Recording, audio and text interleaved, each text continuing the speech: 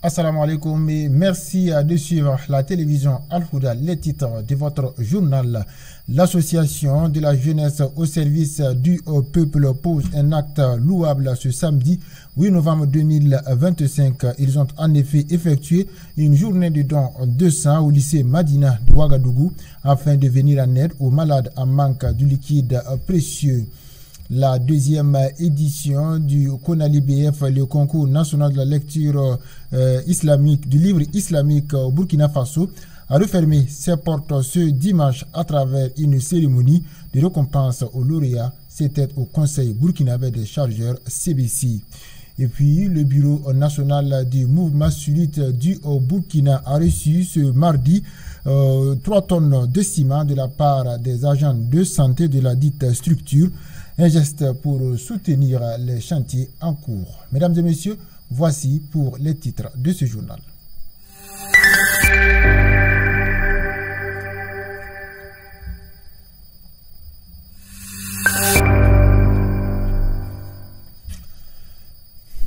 Et ce samedi 8 novembre 2025, l'association de la jeunesse au service du peuple a organisé une collecte de dons de sang à l'école islamique Madina, section garçons à Balkoui, à Ouagadougou. L'association de la jeunesse au service du peuple est à leur toute première édition de dons de sang à travers leurs actions multiples humanitaires pour soutenir les personnes démunies. Ensuite, le reportage de Moussa Goula.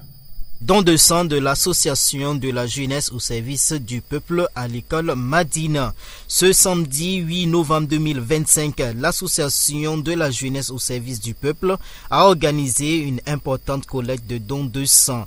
Plusieurs amis, camarades et sympathisants de la structure ont répondu fièrement à l'appel des organisateurs, d'où le président du comité d'organisation qui s'en réjouit de la mobilisation.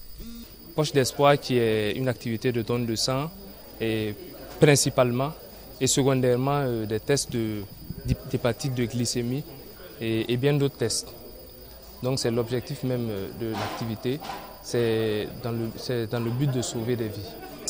Il faut dire que dans l'association, nous faisons des activités de don de vivres et bien d'autres choses. Mais concernant le don de sang, c'est notre première activité. L'acte 1 de Poche d'espoir. Comité d'organisation, nous sommes déjà satisfaits. Il faut noter que l'activité n'est pas encore finie, mais nous sommes déjà à plus de 50 poches. Nous sommes vraiment satisfaits. Notre pleine gratitude en faveur de toutes ceux et celles qui ont eu à donner leur sang jusqu'à présent. Et nous encourageons effectivement tout le monde à donner le sang. Il faut noter que de base, on a eu à tenir une journée de solidarité et de partage. Et on a essayé de pousser la réflexion pour que ça ne se limite pas au don de vivre, de faire des activités qui profitent aussi aux acteurs de la santé, parce qu'on sait aussi qu'ils sont débordés. Du coup, et qui va profiter aussi à la population en faisant des tests gratuits d'hépatite, de glycémie, et bien d'autres choses, électrophorèse également. Et donc l'idée nous est venue de là, parce que c'est une journée de solidarité et de partage. Donc ça aussi c'est un partage qu'on peut, parce qu'on est au service du peuple. Notre engagement aussi, on se devait également d'organiser une pareille activité, pour que la population puisse en profiter. Mon message pour tous les jeunes comme moi et toutes les personnes, tous les Burkinabés, c'est vraiment de donner leur sang pour sauver des vies. Parce que tout qu'on fait, donner son sang, c'est vraiment un acte patriotique. Et ça rentre aussi dans la dynamique du régime en place. L'association de la jeunesse au service du peuple n'attend pas s'arrêter de si bon chemin. Cette première organisation du don de soi compte bien s'étendre au fil du temps. La coordonnatrice de la section féminine nous en dit davantage. C'est notre première édition et nous pouvons dire que c'est une grande réussite. Rendons grâce à Dieu pour le nombre de personnes qui sont venues pour qu'ensemble nous sauvons des vies. En tout cas, nous sommes très contentes de la manière dont l'activité s'est déroulée. Plus que satisfaite parce qu'on ne s'attendait pas à telle réussite. Remercions toutes les personnes qui ont pu participer et tous ceux qui ont eu à contribuer à la réussite de cette belle journée, qu'Allah les récompense et qu'il accompagne chacun afin qu'il rentre sain et sauf chez eux.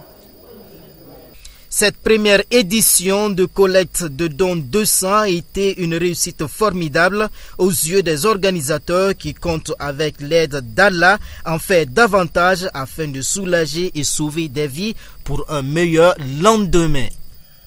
Ce dimanche 9 novembre 2025, Ouagadougou a abrité la cérémonie de clôture de la deuxième édition du concours national du livre islamique Konali BF, une initiative de la maison d'édition Darul Kitab qui vise à promouvoir la production littéraire islamique et à encourager les jeunes auteurs burkinabés à s'exprimer à travers l'écriture. Ils étaient plusieurs candidats venus de différentes régions du pays, mais 6 ont réussi à se hisser sur le podium final. Parmi les lauréats, 5 hommes et 1 femme, tous récompensés pour la qualité et la profondeur de leurs œuvres. Mohamedi Sawargo nous propose le reportage. Fait des jeunes talents, des amoureux du livre islamique. C'est l'objet de cette deuxième édition du concours national des livres islamiques de Burkina Faso, Konali BF, une initiative qui vise à promouvoir la production littéraire islamique au Burkina Faso. Et effectivement, le concours, nous avons commencé le lancement depuis le 1er octobre 2024. Donc on a suivi les différents processus jusqu'à aujourd'hui, Inch'Allah. Donc au départ, on avait une trentaine de candidats qui avaient postulé. Donc après les différentes sélections, on a retenu 32 candidats. Donc ce sont ces 32 candidats-là qui ont fourni en tout cas un travail minutieux. Et le jury a jugé bon en tout cas de garder 11 candidats donc, qui ont eu une formation le 22 décembre 2024. Donc c'est après cette formation maintenant que en tout cas l'aval a été donné à ce que ces personnes-là puissent continuer la rédaction à partir du 1er janvier 2025 jusqu'au 15 août 2025. 3 catégories de rédaction étaient en liste pour cette deuxième édition du concours national des livres islamiques de Burkina Faso. Il y avait 3 catégories. Donc la première catégorie, c'est la traduction des fatawa du français à l'arabe. La deuxième catégorie, ça c'est la transcription, voire la traduction des sermons du vendredi. Ça c'est du mouré à français. Et la troisième catégorie, on appelle ça les rédacteurs libres. Et dans cette catégorie-là, nous avons 2 fenêtres. Donc la première fenêtre, c'est les rédacteurs livres francophones et la deuxième fenêtre, ce sont les rédacteurs livres qui sont arabophones. Donc c'est globalement les 3 catégories qu'on avait pour ce concours. Au départ, trentaine de personnes sur candidats se sont vus récompensés à la hauteur et la qualité de leurs œuvres. Et puisque au départ, je parlais d'une trentaine de personnes. Donc vous savez que, en tout cas, la question d'écriture là, on sait quand est-ce que nous commençons, mais bon, on ne sait pas quand est-ce que nous terminons.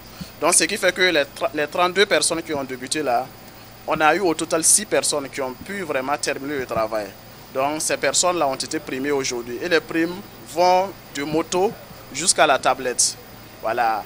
En exemple, par exemple, la première, par exemple, elle a eu une moto Cirrus originale, plus une enveloppe de 50 000 francs avec les gadgets de Darul Kitab, plus une attestation.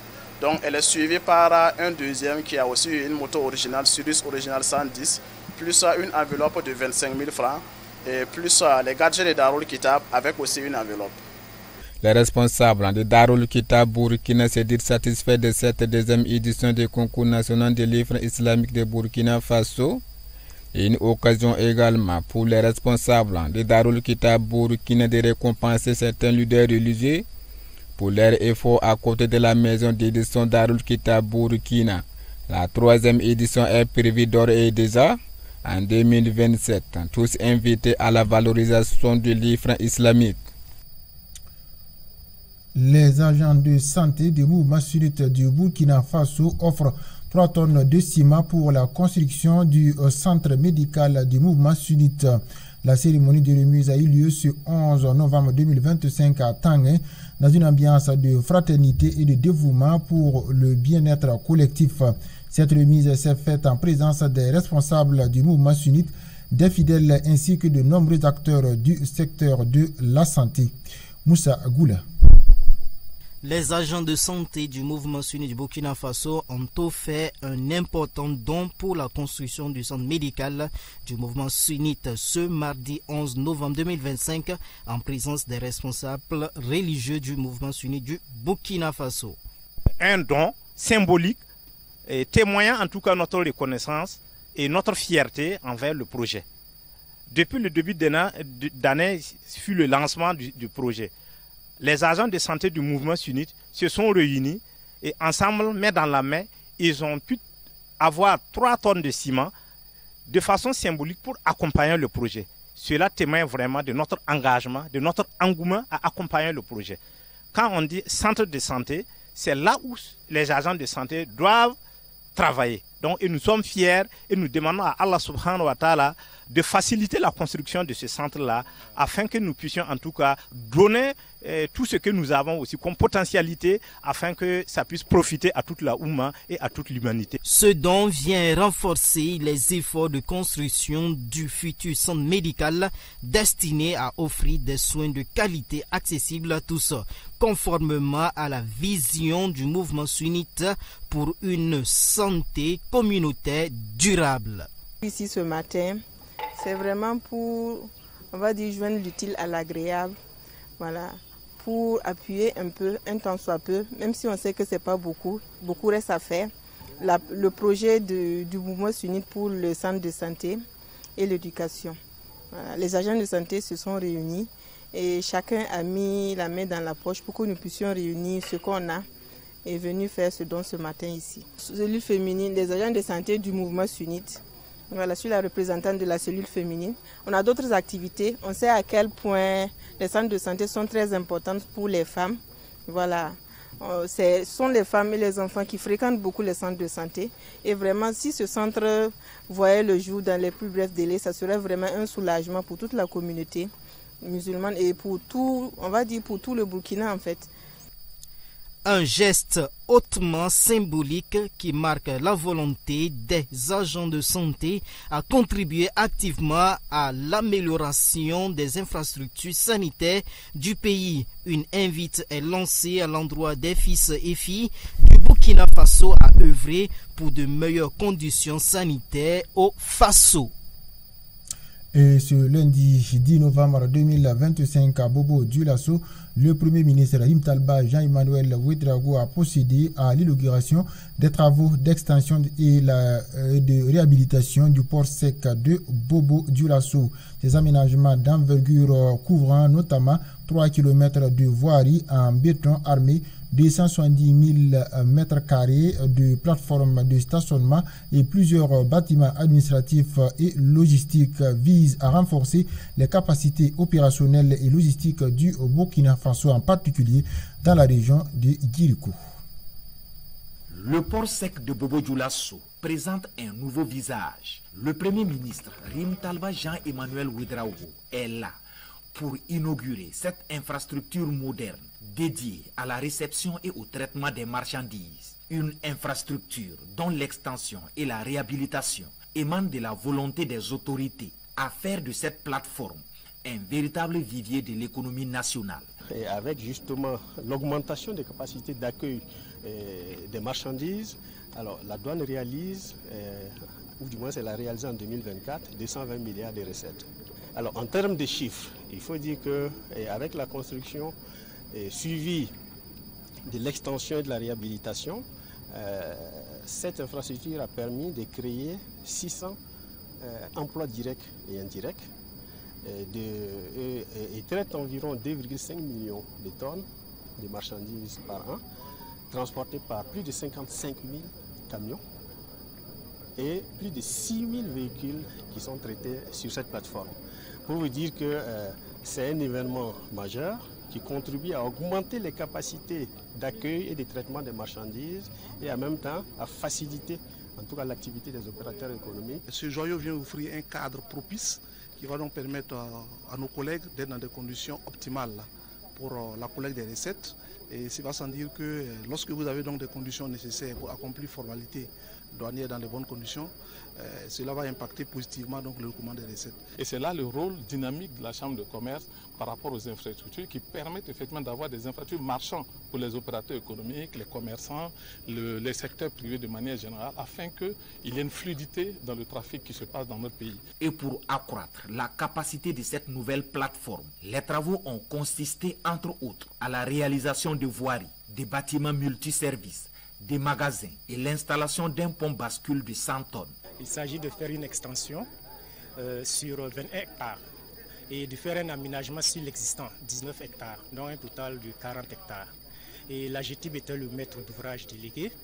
Il avait à son compte la gestion de la mission de contrôle, d'exécuter 3 km de voies en béton armé continu, 3 km de caniveaux toutes revêtues, 5,7 km de voiries techniques, de caniveaux techniques pour les réseaux, 27 hectares de pavés pour les îlots et les heures techniques, 3 plateformes pour le stockage de marchandises. À cette cérémonie, la gendarmerie reçoit de la part de la Chambre de commerce 25 motos et un véhicule pick-up pour booster le travail de sécurisation sur le terrain. Un geste bien accueilli par les premiers responsables de la gendarmerie. Hors de chez nous, contrairement aux informations relayées par certains médias comme Jeune Afrique, France 24, RFI, annonçant un blocus terroriste à Bamako, les autorités maliennes ont affirmé qu'aucun blocus n'existe dans la capitale. Le gouvernement dénonce une campagne de désinformation visant à nuire à l'image du pays et à s'aimer la peur parmi la population.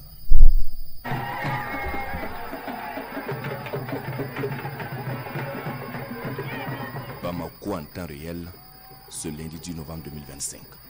Le président de la transition, Assimi Goïta, lance officiellement la construction de 15 nouveaux hôpitaux de district à travers le Mali. Une étape majeure franchie dans la refondation du système de santé malien. Pendant que les autorités maliennes déroulent leur programme de développement sur le terrain, pendant que les populations vaquent tranquillement à leurs occupations, des informations fabriquées de toutes pièces, et ce, loin de Bamako et souvent au-delà du continent africain, font état de blocus terroriste. Des médias comme Jeune Afrique, championne des fake news sur la situation au Sahel, font état d'une prise imminente de Bamako par le groupe de soutien aux musulmans et à l'islam Jinim, affilié à Al-Qaïda. Et dans cette aventure de désinformation et de déstabilisation par les fake news, ce sont des médias français, TV5 Monde, TF1, RFI, France Info et que sais-je encore, qui sont à la manœuvre. Sur leur site actuellement, ce sont des fausses informations diffusées en boucle, alors qu'ils n'ont aucun correspondant sur place au Mali, mais ils fabriquent des fausses informations avec pour but de saper les efforts des autorités de la transition. Tous ces médias ne font que de la propagande au profit des groupes armés terroristes, soutenus par des communicants français, frustrés d'avoir perdu le contrôle du Sahel, ainsi que toutes ses richesses. Les autorités françaises ont d'ailleurs appelé leurs ressortissants à quitter Bamako dès que possible, en s'appuyant sur des informations erronées sur la dégradation de la situation sécuritaire. Toutes ces fausses informations et manipulations de l'opinion sont une nouvelle tentative de déstabilisation du Mali, mais Bamako n'est sous aucun blocus terroriste. Mieux, la capitale du Mali est sous contrôle. Et pour en savoir davantage sur la situation au Mali, il suffit de faire un tour sur les sites des médias autres que français. Vous y trouverez des informations vraies qui démontrent à souhait que Bamako n'est sous aucun blocus.